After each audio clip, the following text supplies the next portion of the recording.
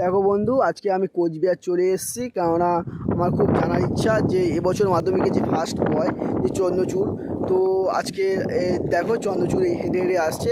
তো আমি আজকে জিজ্ঞেস করবো যে এবছর মানে ফার্স্ট হওয়ার মানে পিছনে পুরোপুরি ভূমিকাটা কার।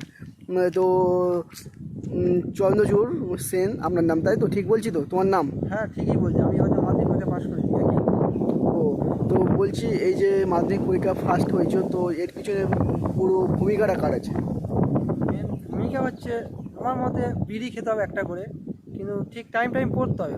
তাও দিনে তাও 12 থেকে 13 ঘন্টা পড়তে হবে। আর তার সাথে প্রত্যেক 40 মিনিট অন্তর অন্তর একটা করে বিড়ি খেতে হবে। এই এই বিড়ির পিছনে মানে কি কারণ, মানে বিড়ি কেন খাবে, মানে বিড়িটা খাওয়ার কারণটা কি? বিড়িটা খাওয়ার কারণ একটা হচ্ছে তুমি অতিরিক্ত পড়তে 40 মিনিট পর তখন একটা বিড়ি খেলে মন সাদা হয়ে গেল, তখন তোমার বিড়িটাই খেতে হবে, নাহলে হবে না। আচ্ছা, বড় হয়ে তুমি মানে এই যে মাধ্যমিক পাস করেছো, আরো বড় হবে, আরো অনেক কিছু করবে, মানে বড় হয়ে কি করার ইচ্ছা আছে? এটা ভালো একটা প্রশ্ন করে, যেটা এটা হচ্ছে আমার মতে আমার বড় একটা বিড়ি কোম্পানি খুলতে চায়। নাহলে মাধ্যমিক পরীক্ষার ছাত্ররা বিড়ি হবে যদি ফেল করে যায়, তখন আমার কথাটা বেকার হয়ে যাবে।